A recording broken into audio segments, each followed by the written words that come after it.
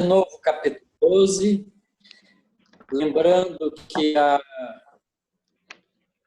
gente tinha lido previamente a abertura da sétima trombeta, tá certo? Então, a sétima trombeta representa o final do processo de tomada de decisões do mundo espiritual para que a Terra passe pelas últimas transformações e se defina como um mundo de regeneração, certo? E é claro que ela anuncia sofrimentos, porque é o terceiro ai.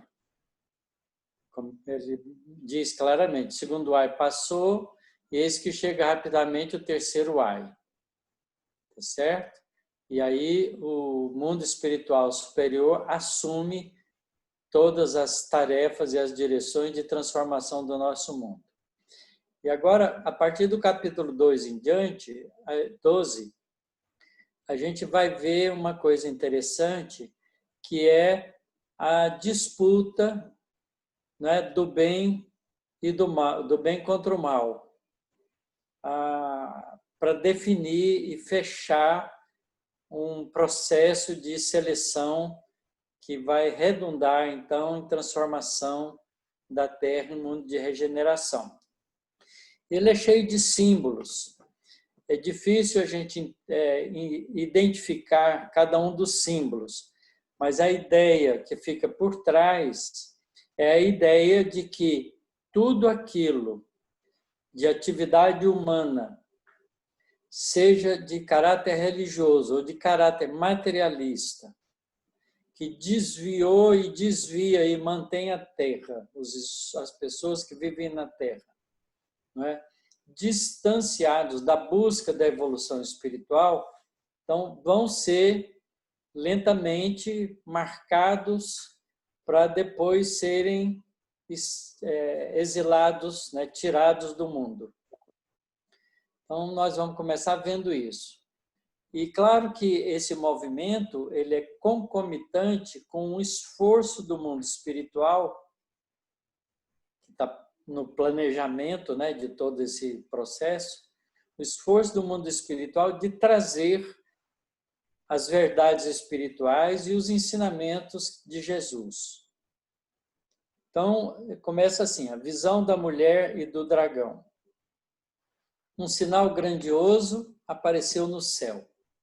Uma mulher vestida como o sol, tendo a lua sobre os pés e sobre a cabeça uma coroa de 12 estrelas. Então, essa mulher, ela está vestida com luz, né? Ela tem o controle sobre as coisas, porque a lua está sobre seus pés. E sobre a cabeça dela tem uma coroa de 12 estrelas, portanto, dá a ela um poder de luz amplo. Estava grávida e gritava entre as dores do parto, atormentada para dar à luz. Apareceu então um outro sinal no céu, um grande dragão cor de fogo, com 7 cabeças e 10 chifres, e sobre as cabeças 7 diademas. Sua cauda arrastava 1/3 das estrelas do céu, lançando-as para a terra. Isso aqui também é outra linguagem simbólica, que aparece então um grande dragão. O dragão é uma representação do mal, cor de fogo, com 7 cabeças, quer dizer, com poder. As 7 cabeças representa poder. E 10 chifres, que tem muita força. Tá certo? E sobre a cabeça, 7 diademas, quer dizer, os diademas representam uma espécie de atrativo, quer dizer, ela é atraente. E a sua cauda arrastava 1/3 das estrelas do céu, lançando-as para a terra. Quer dizer, esse dragão tem hegemonia de mando sobre muitos espíritos. As estrelas do céu lançando-os para a terra são espíritos submetidos sujeitos ao controle do dragão. Então, representa as ordens espirituais, não é? As falanges espirituais que ainda se comprazem de trabalhar pelo poder, pelo interesse imediato, pelo controle das pessoas, enfim, da alimentação do orgulho, do egoísmo e da vaidade. Ela deu à luz. O dragão colocou-se diante da mulher, que estava para dar à luz, a fim de lhe devorar o filho tão logo nascesse. Isso aqui é um símbolo interessante. O que a mulher representa? Representa o nascimento e a geração e o nascimento de valores espirituais que vão ser endereçados para a Terra. Esse é o filho. Então, ela vai dar à luz esse filho. E o dragão se põe diante dela porque ele não quer que isso aconteça. Então, está narrado isso na frase seguinte. Ela deu à luz um filho, um varão, que irá reger todas as nações com cetro de ferro. Seu filho, porém, foi arrebatado para junto de Deus e seu trono. E a mulher fugiu para o deserto, onde Deus lhe havia preparado um lugar em que fosse alimentada por 1.260 dias. Veja que esse nascimento de valores espirituais não é, foi arrebatado de volta porque ainda não estava madura a terra para entendê-los. E a mulher que gerou isso teve que se proteger de alguma maneira e esperar um tempo, que ele diz aí de 1.260 dias. Esse número 1.260 é um número simbólico, né? Que representa um tempo suficiente. Não é? Às vezes ele pode ser interpretado com 1.260 anos em vez de dias. O significado de dia é significado de ciclo. Ele não tem um significado de dia de 24 horas. Então, tinha que esperar um tempo para que a mulher e o filho pudessem atuar amplamente. Ele não podia ser destruído, então eles ficaram protegidos. Houve, então, uma batalha no céu. Miguel, que é um arcanjo, né? Na tradição judaica, é um anjo de muita posição espiritual. Miguel e seus anjos guerrearam contra o dragão. O dragão batalhou juntamente com seus anjos, mas foi derrotado e não se encontrou mais um lugar para ele no céu. Então, isso é uma disputa que ocorre no mundo espiritual, principalmente. Quer dizer, o mundo espiritual superior está sempre trabalhando na tentativa de resgatar no mundo espiritual os espíritos que se dedicam às falanges do mal, às falanges de antiprogresso para a Terra. Mas ele foi derrotado e não se encontrou mais um lugar para eles no céu. Então foi expulso o grande dragão, a antiga serpente, o chamado diabo Satanás, sedutor de toda a terra habitada. E foi expulso para a terra e seus anjos foram expulsos com eles. Quer dizer, há então um propósito nisso aí, que é dizer que esses espíritos, apesar de terem uma certa hegemonia durante algum tempo de ação no mal, eles são, de tempos em tempos, obrigados a reencarnar, induzidos ao processo da reencarnação. Então, nascem na Terra, tanto eles quanto os seus servidores. Então, foi expulso para a Terra e seus anjos foram expulsos com eles.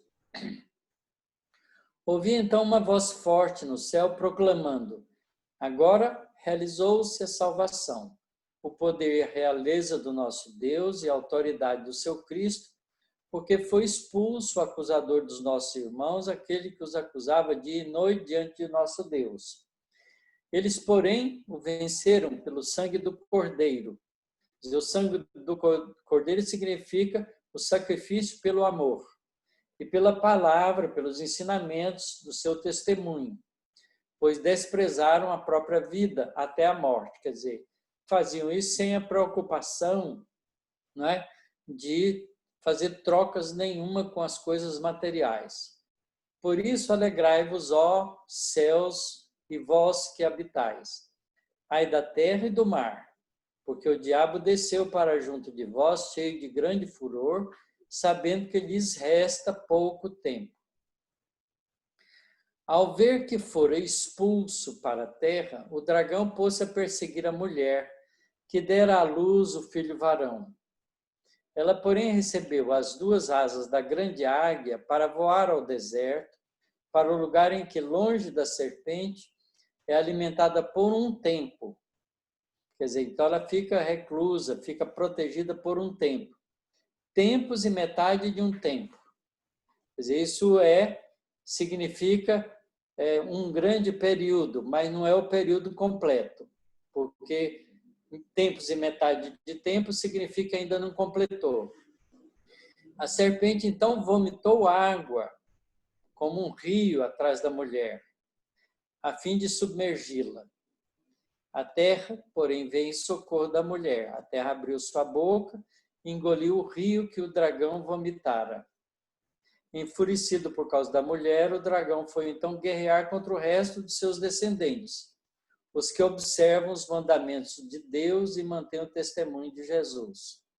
Quer dizer, a mulher que é a geradora do bem, né, das coisas do filho que vem, que representa a verdade espiritual, não é? Ele não ganha isso, então, ao invés dele ficar perseguindo a mulher, ele começa a guerrear contra todos os seus descendentes, isto é, com todos aqueles que seguem o caminho do bem, que observam os mandamentos de Deus e mantêm o testemunho de Jesus. Estão acompanhando direitinho? Oi, estão me ouvindo? Perfeitamente, Otacílio. Tá ótimo. Tá De vez em perfeito. quando alguém põe a carinha aí, senão eu fico pensando que desconectou. Tá bom. Então vamos em frente. Agora começa a vir um mecanismo que é a estratégia de ação do dragão. O dragão transmite seu poder à besta. O que representa isso? A gente vai ver no texto. Coloquei-me depois sobre a praia do mar. Vi então uma besta que subia do mar. A besta é uma espécie, é uma representação de uma pessoa que representa isso. Essa besta tinha 10 chifres e 7 cabeças. Sobre os chifres havia 10 diademas.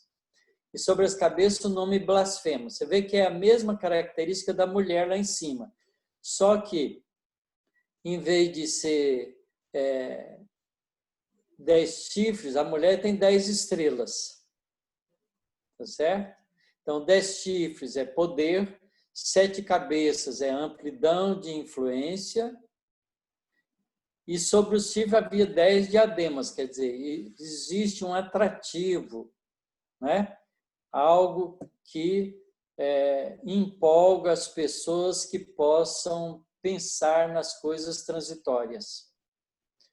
Né? Mas e sobre as cabeças tinha um nome blasfemo, quer dizer, era uma coisa do mal. A besta que eu vi parecia uma pantera. Seus pés, contudo, eram como os de um urso, e sua boca como a mandíbula de um leão. Quer dizer, isso é uma característica, né, da besta, quer dizer, uma espécie de pessoa ou de instituição, talvez melhor interpretar como instituição, que tem a ação, né, do felino, tem a força, né, e a sustentação do urso. E a sua mandíbula é poderosa, como a mandíbula de um leão. certo? Então, essa besta é uma espécie de instituição apresentada por homens, mesmo que ela seja uma coisa que vai mudando o chefe. Então, por exemplo, poderia ser uma igreja, né, que tem uma sequência de pessoas poderosas que administram. Então, é uma espécie de instituição que atende o dragão, tá certo? E o dragão, então, lhe entregou seu poder, seu trono e uma grande autoridade. Então, se a gente pensar, a Igreja Católica teve essa influência durante 1260 anos. Porque isso começa a partir do século III e vai até o movimento em que começam as ações de reforma da Igreja. Então, se a gente pensar, são da ordem de 1260 anos. Aqueles dias podem representar essa época. Essa é uma possível interpretação. Uma de suas cabeças parecia mortalmente ferida, quer dizer, essa instituição perdeu em algum momento poder, porque uma cabeça foi ferida. Mas a ferida mortal foi curada, então ela recompõe-se. Cheia de admiração, a terra inteira seguiu a besta e adorou o dragão por ter entregue a autoridade à besta. Vocês vejam que é bem uma instituição que tem uma influência poderosa sobre o povo, sobre as pessoas. Então, isso pode, em cada parte do planeta, ser representado por alguma igreja, alguma instituição de poder de controle. Pode ser, inclusive, uma instituição que tem um poder político também, certo? Não precisa ser interpretado pura e simplesmente como religião. Mas é tudo aquilo que mantém no ser humano o interesse pela vida imediatista.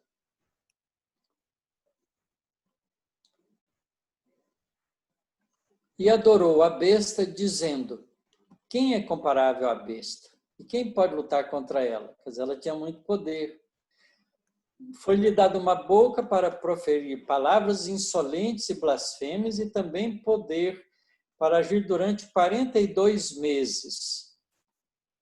42 meses é um símbolo de tempo, não é?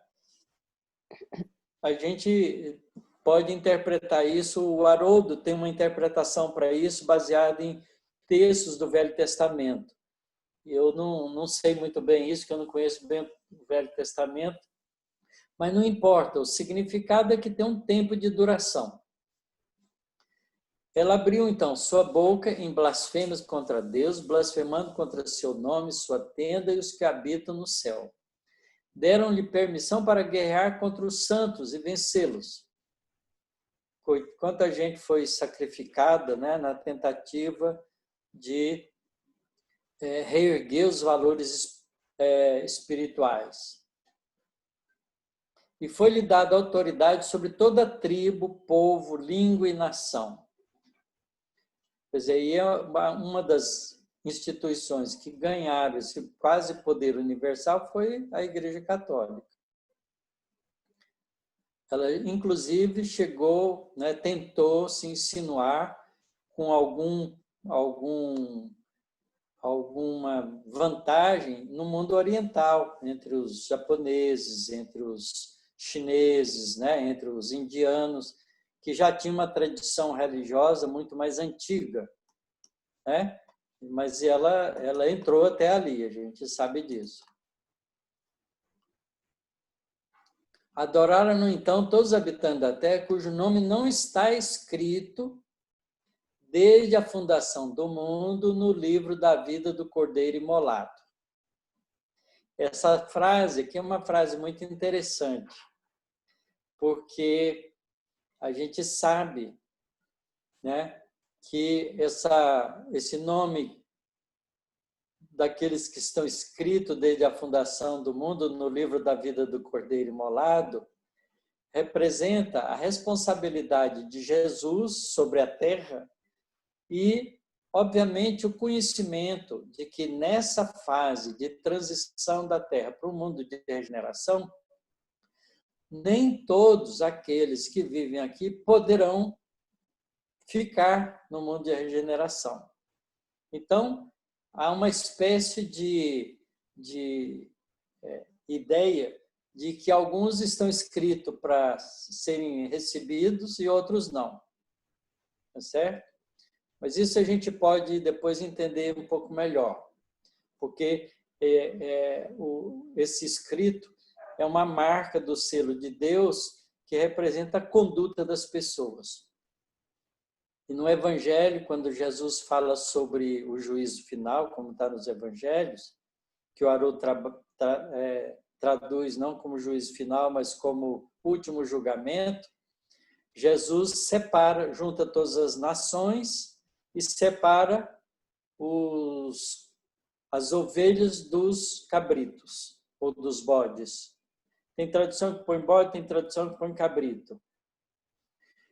Não é? E faz, então, a diferença das ovelhas que vai à direita e os cabritos que vão à esquerda.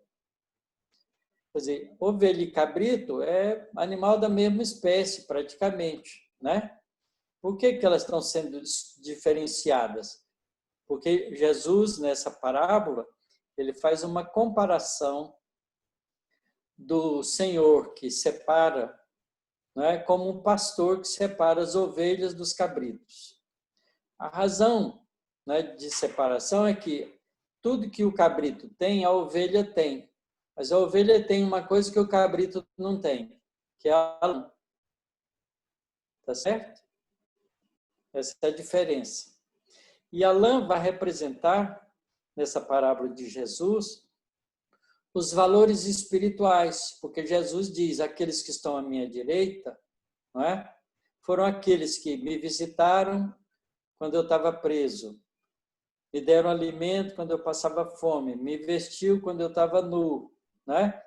E identifica essa ação com todos aqueles pequeninos da terra, porque tudo que foi feito aos pequeninos foi feito para o próprio Jesus. Então, a lã representa a ação da fraternidade, que o cabrito ainda não tem. Então, não é que o cabrito é desvalorizado, é que o cabrito não está pronto. Essa é a ideia. Então, as ovelhas, Jesus fala ainda nessa parábola, que vão herdar o reino que estava preparado para eles desde a fundação do mundo. Usa a mesma linguagem que está aqui. Isto é, já existia no plano espiritual, no plano de Jesus, de administração do nosso planeta, todas essas fases de evolução e de como seria feito esse processo de evolução no nosso planeta. Porque como Jesus é um espírito puro, ele já passou pela experiência da evolução desde princípios simples e ignorantes até a angelitude. E ele conhece a história da evolução. E ele, então, planeja para a Terra um procedimento semelhante. Certo? E ele administra a Terra com essa visão, né, da evolução espiritual. E sabe que a evolução espiritual é constituída de fases, né, de transição, de mudanças. Nós mudamos de mundo de primitivo para mundo de expiação e prova, vamos mudar de mundo de prova, expiação e prova para regeneração, e um dia vamos ser mundos felizes. Então, essas fases todas fazem um processo natural de evolução das vidas planetárias em qualquer planeta que está começando, que vai atingir um objetivo. Está claro? Tá. Tarsilo, ainda na parte anterior, na semana passada, você tinha comentado, se não me falha a memória, que a mulher deu à luz a um filho, né, um varão que irá reger todas as nações com um cetro de ferro. Você havia comentado que esse filho varão poderia ser representado pela própria doutrina espírita. Isso. E representa os valores. vai aparecer lá na frente, porque vai aparecer um novo evangelho. Olha. Mas ele está guardado. Você vê, Jesus, antes de ir embora, ele avisa. Eu vou, mas não vou deixar vocês órfãos. Já estava planejado. Sim. Não é? E essa questão do dragão, dos diademas e tal, fala muito dessa sedução mesmo, né? Da impressão que é assim, esse duelo, né, entre as coisas que têm valor espiritual e as coisas transitórias da Terra, que promovem Isso. toda essa sedução no mundo, seja dinheiro, poder, aos quais muitas dessas instituições, algumas inclusive religiosas, né, têm infelizmente se rendido. Exatamente. Na verdade, a disputa da permanência dos valores materiais em detrimento dos valores espirituais. Quer dizer, a não compreensão do significado das coisas materiais. Ao invés delas serem interpretadas como meio, ficam sendo interpretadas como finalidade. Então, a pessoa faz tudo para ter e não para ser. Essa é a diferença de comportamento. Então, na verdade, são posições filosóficas antagônicas, onde uma favorece a evolução e a outra dificulta a evolução. Uhum. E isso, claro, está permeado em todas as instituições humanas. Todas. Né? Todas as instituições humanas. Inclusive as universidades.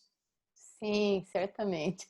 Que deveria ser lugar de conhecimento e sabedoria. Pois é.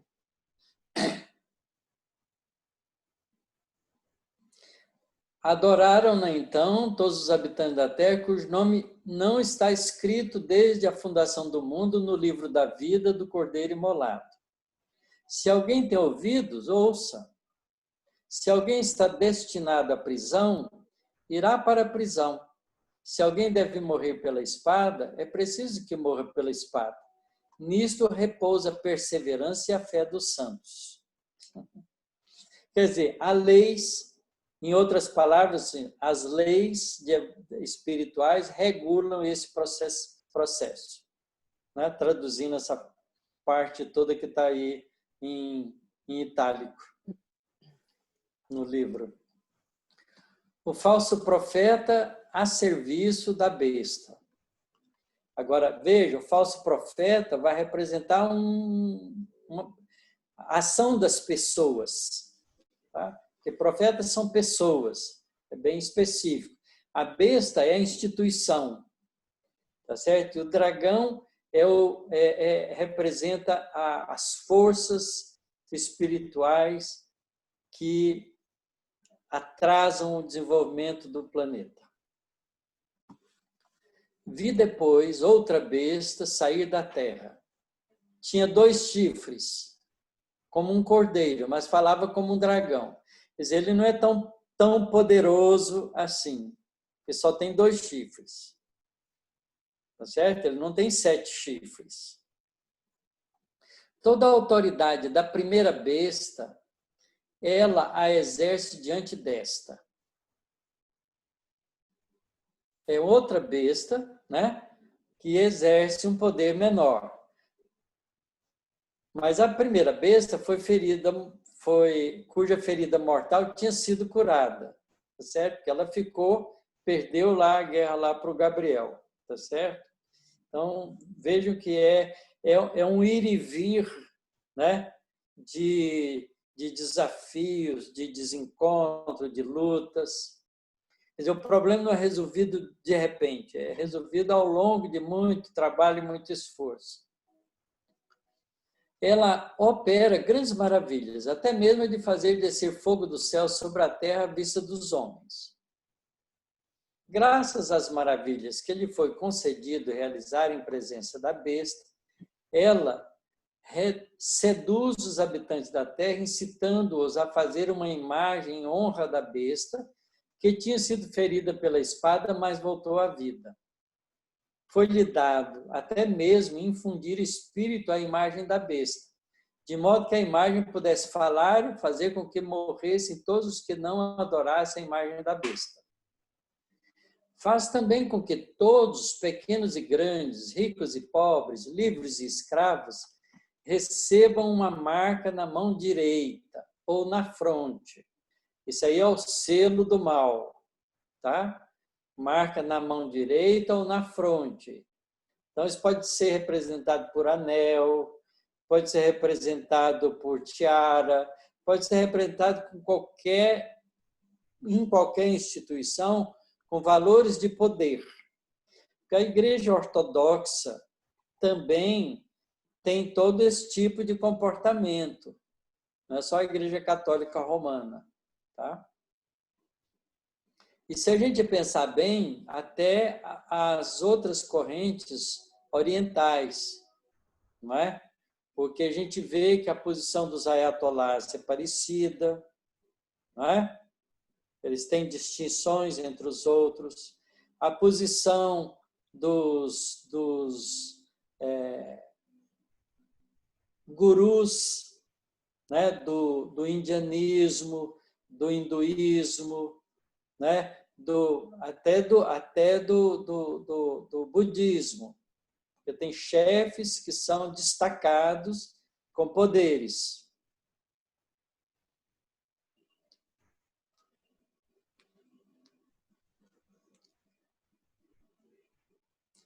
Faz também com que todos, pequenos e grandes, ricos e pobres, livres e escravos, recebam a marca na mão direita ou na fronte, para que ninguém possa comprar ou vender se não tiver a marca, o nome da besta e o número do seu nome. É o nome e o número, quer dizer, ela é caracterizada por alguns valores. Aqui é preciso discernimento. Quem é inteligente, calcule o número da besta, pois é um número de homem. Seu número é 666. Aqui, se a gente tiver inteligência, a gente pode pôr vários homens, várias instituições e representações poderosas encaixadas nesse número. Mas é um exercício de numerologia. O importante é a gente entender que isso se aplica a todas as instituições de aparência, de mando, de espiritualidade, que não cumprem os objetivos espirituais como ensinam os evangelhos de Jesus. Tá certo? A gente vê lá no livro A Caminho da Luz, do Emmanuel, ele interpretar esse número 666 como o número do Papa. O Caiba Schutter, no livro Apocalipse dele, também ele faz isso. Mas eu aqui, particularmente, né, eu pessoalmente, acho injusto, porque não é não é só a Igreja Católica que mantém as pessoas afastadas da evolução espiritual, né? Porque elas não promovem, ao invés de promoverem a educação espiritual das pessoas, dos seus adeptos, ela escraviza eles num ritual, não é? De deveres religiosos que não implica num melhoramento pessoal da pessoa em termos de conduta. Então, todas as instituições religiosas que agem assim se comportam, né? Se enquadram nessa caracterização de besta de 2 chifres, tá certo? Que não tem um poder amplo, mas tem um poder suficiente para carregar junto com ela uma quantidade grande de pessoas. Cada um é livre de interpretar isso como quiser. Essa é a minha maneira de ver, porque eu não acho que esses ensinamentos valem só para o mundo ocidental.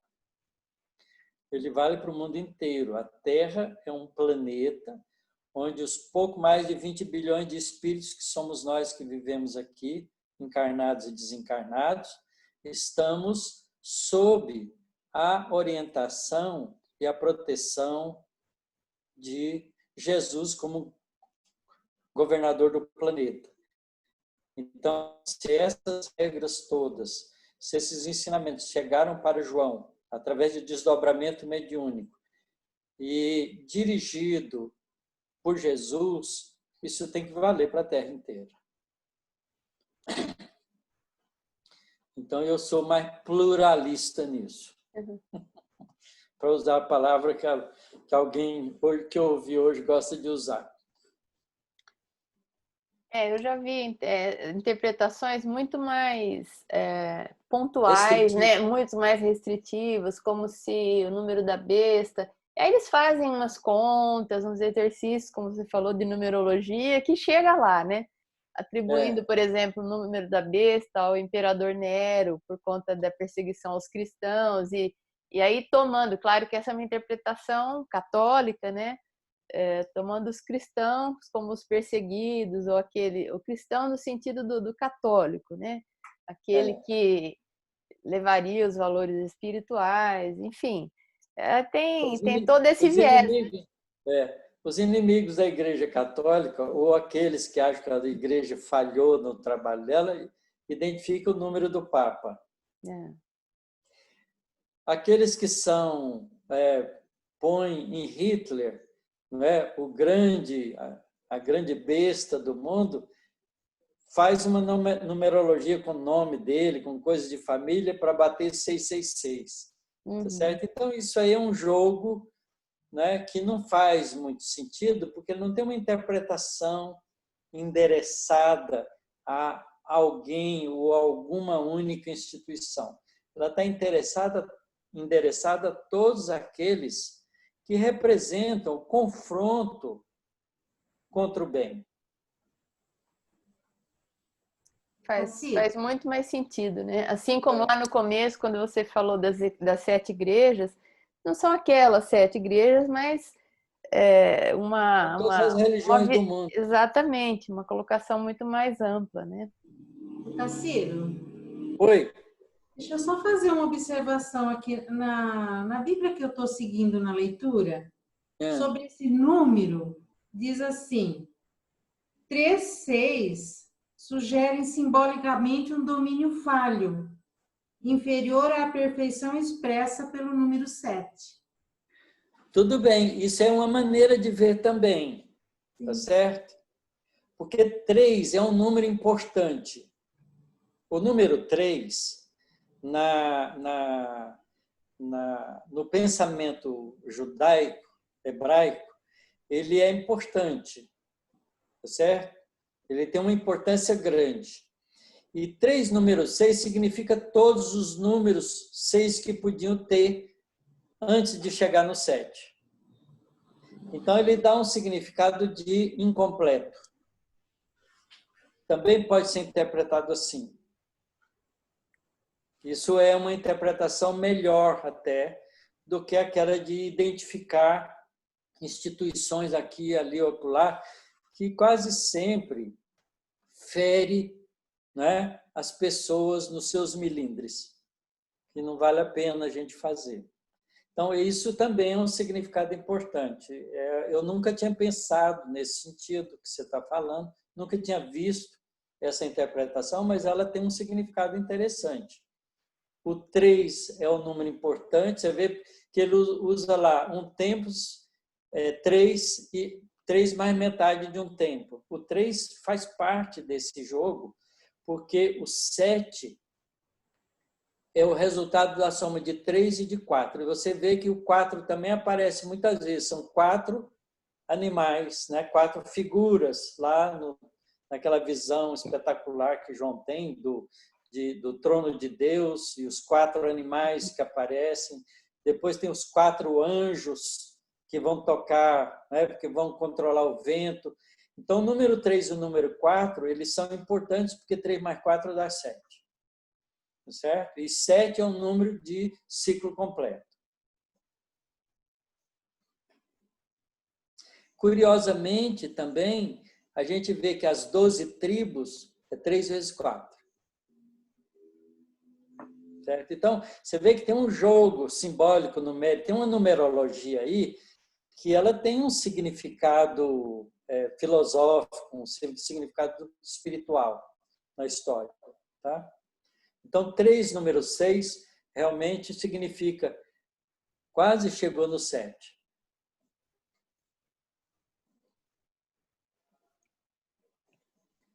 Os resgatados do Cordeiro. Tive depois esta visão. Eis que o Cordeiro estava de pé sobre o monte Sião, com os 144.000 que traziam escrito sobre a fronte o nome dele e o nome de seu pai.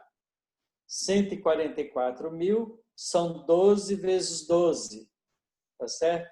São 12.000 de cada tribo, que são 12 tribos. Então, isso dá 144.000.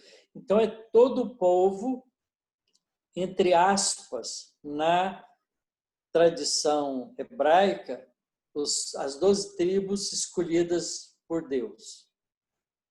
Né? Tá certo? Só que essa é uma visão localizada. Aqui ela tem uma visão de amplitude.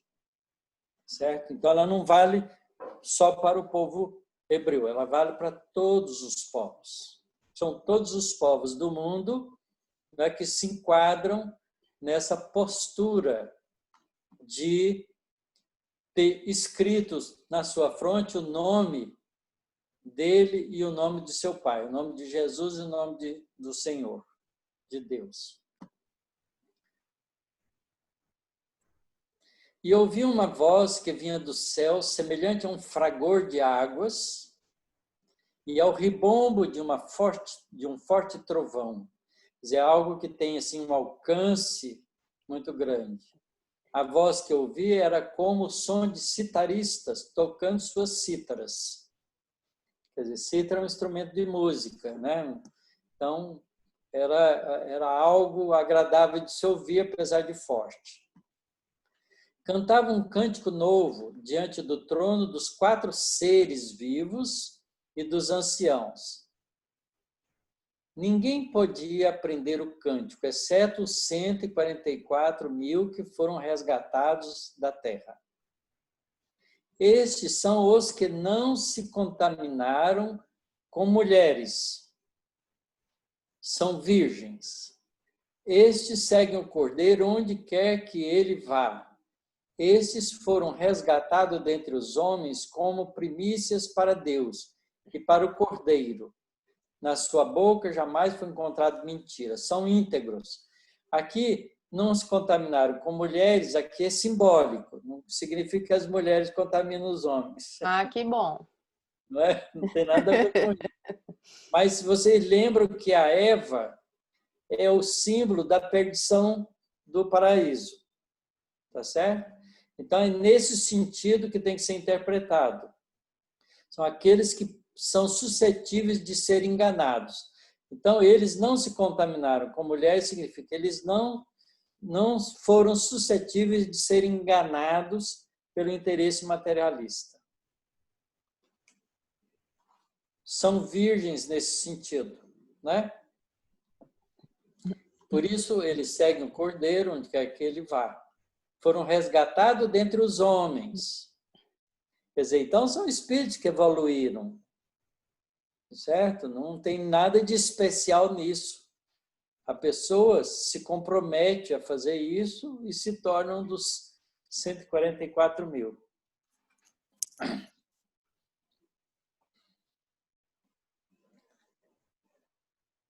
Esses homens são as primícias para Deus, né? E para o Cordeiro. E na sua boca jamais foi encontrado mentiras, são íntegros. Nós estamos lendo o Atos dos Apóstolos entre o nosso grupo de quinta-feira e a gente vê que no começo da formação das agremiações, da agremiação cristã, eles, né, se reuniam e todos os bens daqueles que aceitavam fazer parte dali era transferido para o grupo. Mas tem um casal que vende os seus bens e ao invés de dar para a igreja de Jerusalém, para a comunidade, eles tiram uma parte para eles.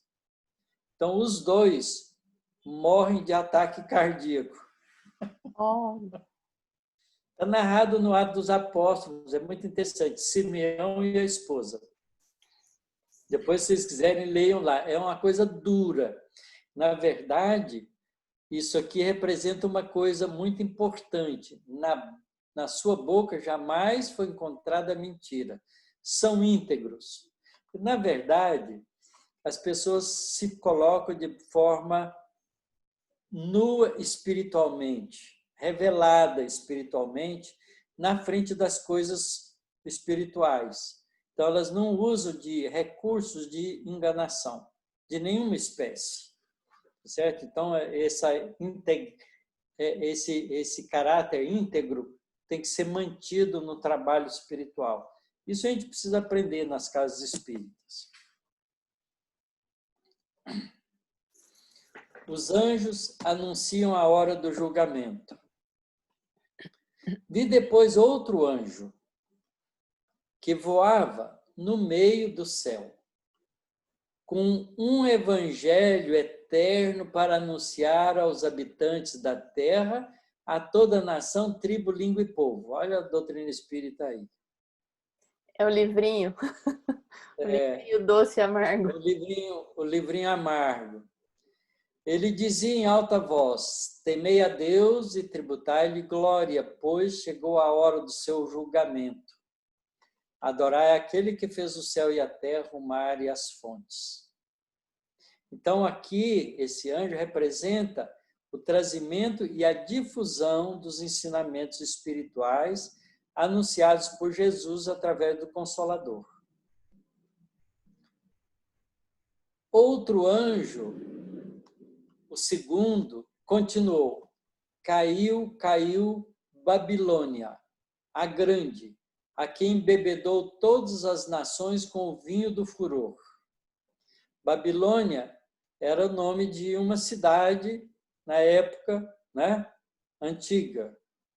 Babilônia, e era uma cidade que tem na escritura do Velho Testamento, uma posição confusa, né?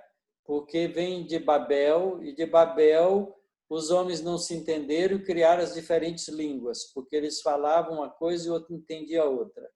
Então tem uma simbologia aí da Babilônia de ser uma cidade de controle, né? Uma cidade de controle, mas de controle de confusão.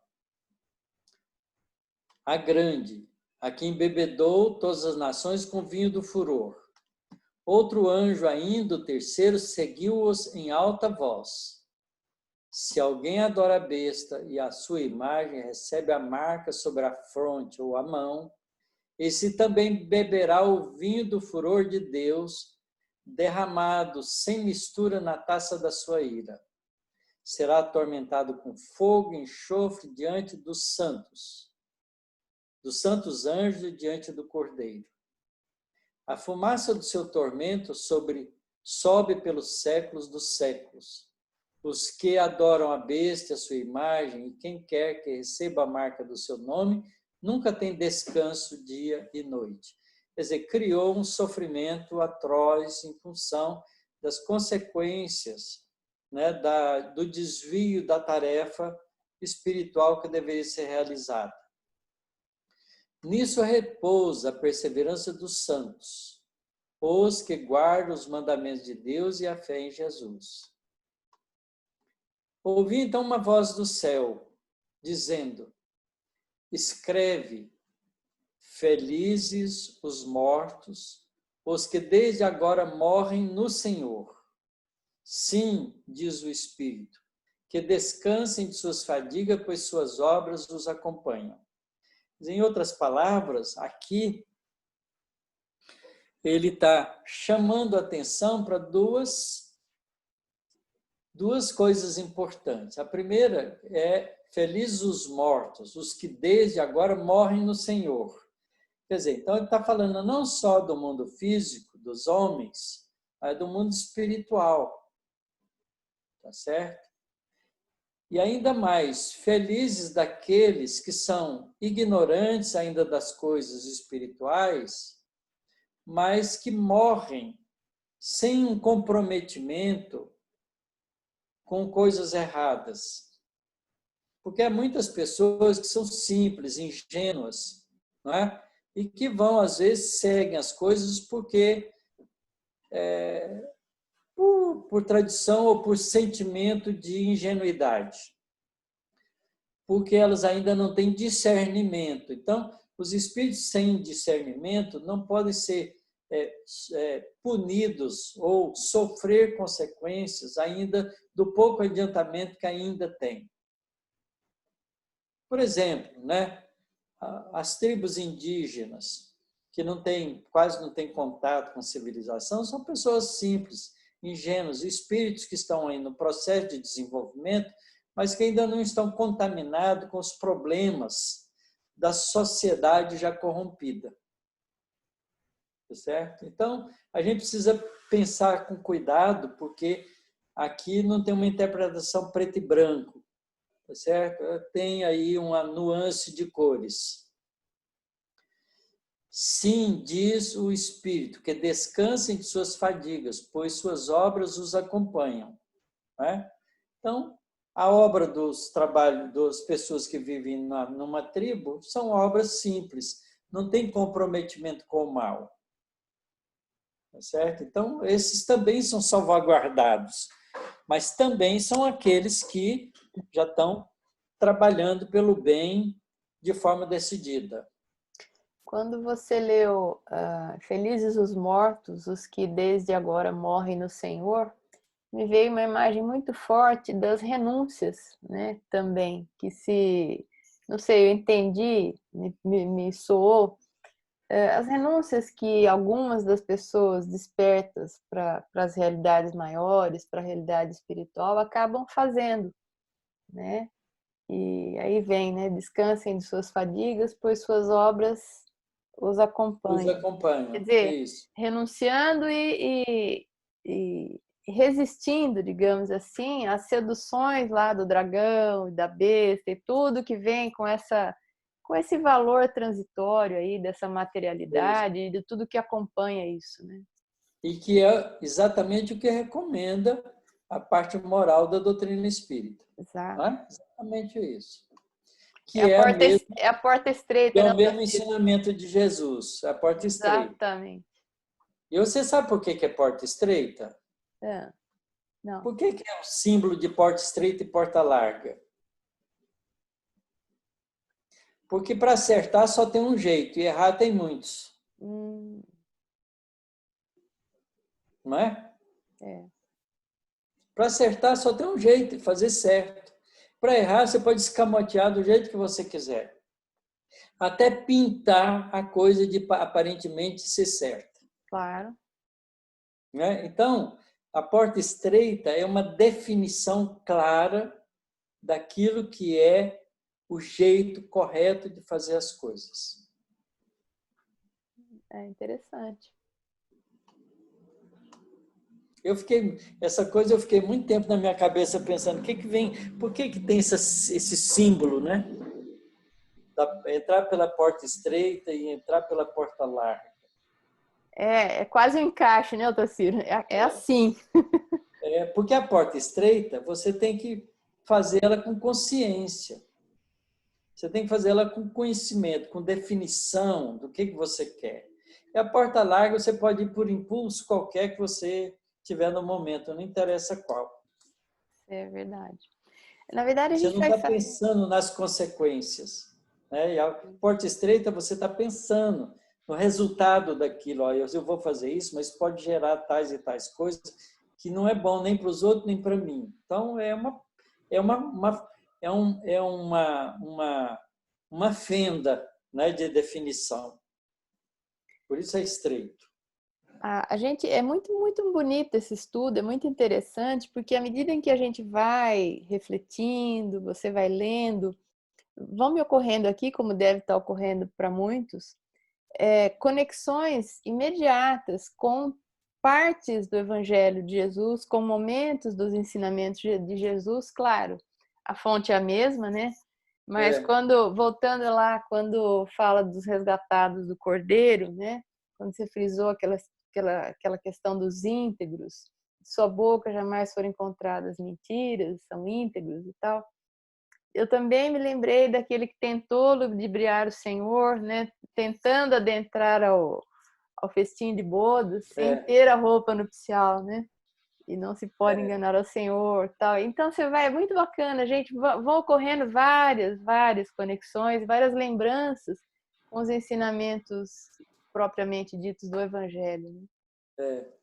Nem todos que dizem Senhor, Senhor entrarão no reino dos céus. Exato. Só aqueles que cumprem a vontade do Pai. Pois é. A vontade do Pai é fazer tudo direitinho.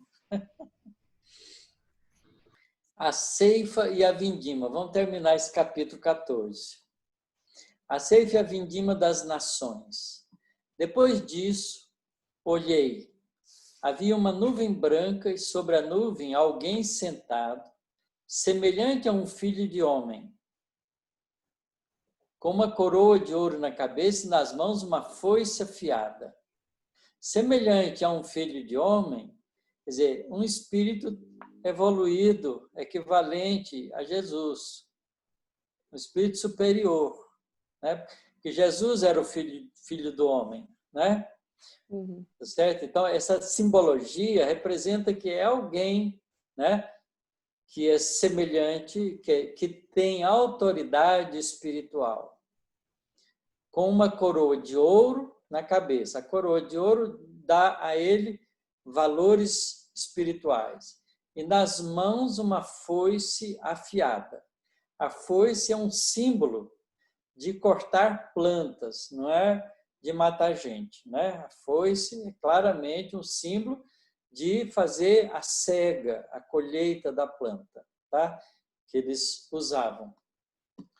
Nisto, outro anjo saiu do templo, gritando em alta voz ao que estava sentado sobre a nuvem. É interessante essa linguagem, porque aqui, ó, ele diz, havia uma nuvem branca e sobre a nuvem alguém sentado, semelhante a um filho de homem. Quer dizer, pode ser um espírito evoluído no próprio planeta Terra. Tá certo? Lembra que Jesus disse sobre João Batista uma frase muito curiosa que a gente precisa entender também. Dentre os nascidos de mulher, João Batista é o maior. Mas no reino dos céus há muitos maior do que ele. Essa frase de Jesus só tem significado se você entender que João, nascido de mulher, significa filho da terra. Porque Jesus também era nascido de mulher. Então, a mulher que não representa a mãe, representa o planeta. Quer dizer, João é um espírito que evoluiu na terra. É um espírito da terra. E dentre os nascidos de mulher, dentre aqueles que evoluíram na terra, João Batista é um dos maiores, é um maior. É um espírito muito evoluído. Ele já foi o Elias lá atrás também. Mas no reino dos céus, existem muitos maior do que ele. Então, há distinção entre o reino dos céus e o reino da terra. Então, filho de mulher, filho da terra. Tá certo? Então, semelhante a um filho de homem, pode representar isso também. Alguém que é do planeta Terra, evoluído o suficiente e que está participando dessa tarefa. E a gente vê que João realmente tem uma posição espiritual importante, porque ele vem anunciar Jesus. Ele foi escolhido, né, para indicar a todos o Messias que estava ali. E ele que identifica Jesus como aquele que era o enviado. E que era preciso que ele crescesse, para isso eu tinha que apagar. João fala isso dele mesmo, tá certo? Então, deixando claramente que ele tinha já a postura de um espírito superior. E aí a linguagem muda aqui na frente. Nisto, outro anjo, agora não é mais alguém, É outro anjo. Então, esse é espírito do mundo espiritual mesmo, não precisa estar relacionado com a vida na terra. Saiu do templo, gritando em alta voz ao que estava sentado sobre a nuvem, aquele que é o Filho do Homem. O que estava sentado na nuvem, desculpa, gritava sentado sobre a nuvem: lança tua foice e ceifa. Então, isso pode estar até se referindo que a nuvem branca e sobre a nuvem alguém sentado semelhante ao Filho do Homem pode ser o próprio Jesus. Tá certo? Porque Jesus é o responsável pelo planeta. E é ele que vai fazer a separação do joio e do trigo. Então, o anjo, que é um espírito superior, daquelas assembleias angelicais que o Emmanuel descreve no livro Caminho da Luz, sai do templo gritando em alta voz ao que estava sentado sobre a nuvem, aquele semelhante ao Filho de Homem: lança tua foice e ceifa. Chegou a hora da ceifa, pois a seara da terra está madura. Quer dizer, o mundo chegou no momento da transição. O que estava sentado na nuvem lançou então sua foice sobre a terra, e a terra foi ceifada. Nisso saiu do templo, que está no céu, outro anjo, também ele com uma foice afiada. E outro anjo, que tem poder sobre o fogo, saiu do altar e gritou em alta voz ao que segurava a foice afiada: lança a tua foice afiada e vindima os cachos da videira da terra, pois suas uvas amadureceram. O anjo lançou então sua foice afiada na terra e vindimou a videira da terra, lançando-a depois no grande lagar do furor de Deus. Você vê que essa aqui é uma outra ceifa. O lagar foi pisado fora da cidade, dele saiu sangue até chegar aos freios dos cavalos, numa extensão de 1.600 estádios. Isso é uma medida de espaço, né? 1.600. Esse número 1.600 também é um número mágico, eu não sei o significado dele. Mas são duas ceifas, né? Tem uma ceifa feita pelo Filho do Homem e tem a ceifa do anjo que usa, né, que pega e vindima a videira e lança os frutos no lagar do furor de Deus. Lagar é onde se pisa a uva para fazer o vinho.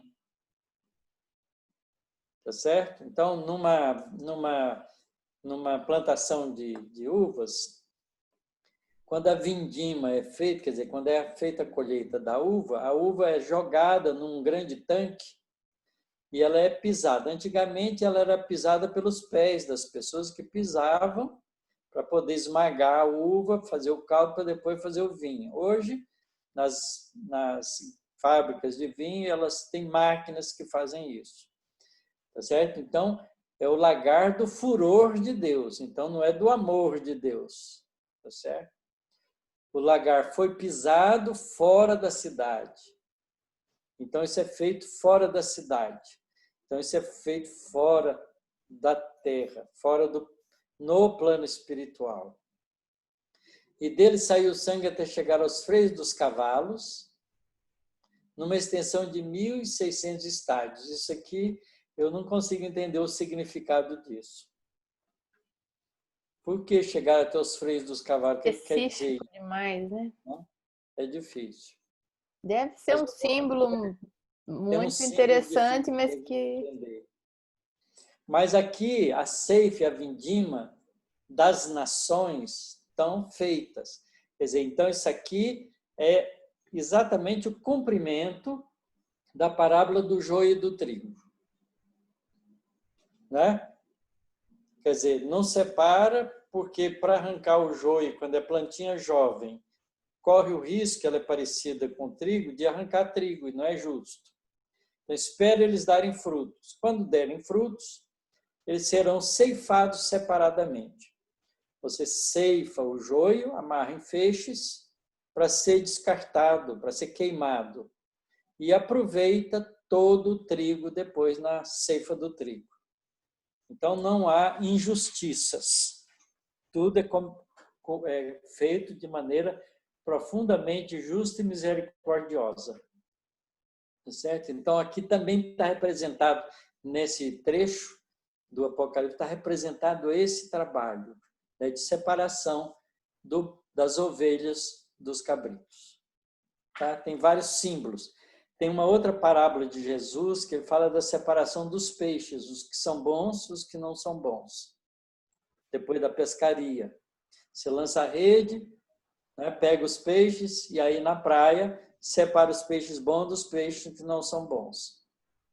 Essa separação é semelhante à do joio e do trigo, é semelhante à ceifa, né, que está colocada aqui nesse trecho do Novo do Apocalipse.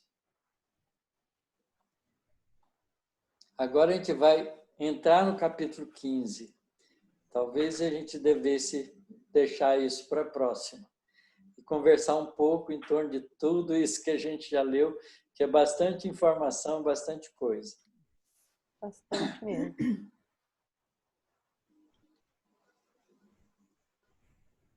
Pode falar, Mara. Só estou ouvindo. Esse 1.600 que você falou não tem a ver 6 mais 1, 7? Não, né? Como? Esse 1.600 que você falou... O estádio? Não tem nada a ver 6 mais 1, 7, não, né? Não, eu diria que esse número representa, né, o tamanho de uma terra inteira. Quer dizer, tudo isso é feito globalmente. Numa extensão de 1.600 estádios, quer dizer, numa extensão ampla, né, que vai abranger todo o planeta Terra. Então, essa vindima não é localizada. Não está melhorando um povo, está melhorando o planeta. Eu prefiro entender assim, porque ela tem um significado de extensão. Ciro? Oi? Pois não. Eu vou falar de novo aqui uma explicação que eu achei muito interessante daquilo que a gente está vendo, da nuvem branca. Né? Aqui diz, um presságio de misericórdia, ela leva o Cristo que aí vem para ceifar o bom trigo, que é isso que a gente estava falando. Na verdade, se a gente lê vocês podem pegar depois o Evangelho e ler o juízo final. Jesus vem sobre as nuvens com todo o seu exército dos seus anjos e junta na frente dele todas as nações. E começa a separar aqueles das nações como o bom pastor separa a ovelha dos cabritos, ou a bode dos cabritos. Então, essa simbologia de vem numa nuvem, as nuvens do céu, é a mesma linguagem que está aqui. Quer dizer, vem do mundo espiritual, faz isso no mundo espiritual. Né? A presença não é uma coisa mágica, miraculosa, como se aparecesse no céu, não é? Essas figuras. Não tem nada a ver com isso. Isso é simbólico. Nuvem branca são coisas puras. Então, é do ambiente espiritual puro, né? Que vem Jesus e faz, então, essa ceifa, essa separação. Então, a interpretação tem que ser pensada dessa maneira, né? A linguagem, né, é uma linguagem simbólica para a gente entender que... Porque podia ser só uma nuvem. Por que uma nuvem branca? Né? É porque a nuvem branca representa a pureza. Então, vem do mundo espiritual superior, do mundo espiritual puro. São espíritos angelicais, junto com Jesus, trabalhando a mudança do nosso planeta. Quando a gente associa isso com o livro do Emmanuel, A Caminho da Luz, ele diz lá no final do livro que há está planejado um terceiro encontro desses espíritos angelicais, dessa assembleia angelical do qual Jesus faz parte, para trabalhar a mudança do nosso planeta. Então, esse símbolo também está colocado aí dessa maneira. Segundo Emmanuel, no livro A Caminho da Luz, essa assembleia de espíritos angelicais se reuniu nas proximidades da Terra 2 vezes. A primeira na formação do planeta, a segunda na vinda de Jesus e a terceira para a transição. Então, está dentro desse contexto e pode ser interpretado dessa maneira mesmo. A nuvem branca representa a pureza do mundo espiritual, dos espíritos que vêm com a pureza do mundo espiritual. Assim como se a gente vai pensar lá embaixo no final, né, no lagar que foi pisado fora da cidade, dele saiu sangue, fiquei com essa expressão, até chegar aos freios dos cavalos, quer dizer, simplesmente a representação de um sofrimento muito grande, né? Que vem aí para aqueles que não fizeram o que teriam que fazer, que não, enfim, se esforçaram na sua evolução, não foram atentos aos valores espirituais, enfim. E aí nessa ceifa, né, eles são lançados fora. Está me ocorrendo aqui uma coisa que você falou aí, me ocorreu uma coisa aqui agora, pode ser até uma sugestão boa de alguém. Pode ser. Interessante o seguinte, o lagar foi pisado fora da cidade, então é fora da terra. E dele saiu sangue, significa sofrimento, até chegar aos freios dos cavalos, isto é, até chegar ao controle das coisas descontroladas nesses espíritos. Então, pode-se representar aqui o exílio dos espíritos para um planeta de provas e expiações atrasado, como a Terra era 10 mil anos atrás, 12 mil anos. Lá, choro e ranger de dentes, sofrimentos, até a recomposição, até os freios dos impulsos inferiores serem controlados por esses espíritos e aí então eles poderem se regenerar. Então pode ter significado, não faz sentido. E me vem uma outra sugestão aqui, que o freio dos cavalos pode significar o freio das paixões. Exato, o freio dos impulsos. Daquilo que é, né, aquele corcel descontrolado e que te leva para caminhos complicados. O que aconteceu com os exilados de Capela, todos aqueles que tiveram os freios dos cavalos controlados, voltaram para Capela. Sim. Se regeneraram. Muitos ficaram aqui, estão aqui ainda. Exatamente. Né? Mas o Emmanuel diz que a maioria faz muito sentido, né? Voltaram. A maioria dos egípcios, né, voltaram para a Capela. Faz muito Porque sentido. é um exílio temporário. E temporário pode ser 5, 10 mil anos, não importa. Sim. É temporário. A nossa noção de tempo aqui não tem nada a ver com a noção de tempo na visão de um espírito como Jesus, né? Que tem toda a paciência do mundo para esperar a nossa melhora, essa terra evoluir um pouco mais. Tem uma pergunta no Livro dos Espíritos que os Espíritos respondem isso: Deus não tem pressa. Não tem. Né?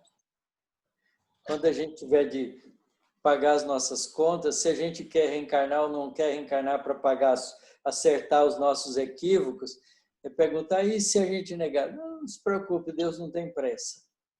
Pois é. Vai nos dando oportunidades e a gente que aproveite, né? Se tiver juízo. Tá muito bom, viu? Muito bacana. Bastante coisa, né? A gente fica pensativa, a gente vai, volta, cabeça... Mas é um exercício bem interessante. Bem interessante. Eu estou aprendendo muito. Porque essas coisas assim, a gente, cada vez que lê, a gente vê detalhes que não tinha apreciado antes. Sim. E a gente vai ficando motivado, né? E vai somando, né? Um pouco daqui, um pouco dali. A gente tem que agradecer a oportunidade. Obrigado por vocês me darem essa oportunidade. Nós que agradecemos. Então, vamos agradecer todos a Deus, né, por estarmos aqui. A oportunidade é nossa, com certeza. É nossa, nossa toda, nossa coletiva. É isso mesmo.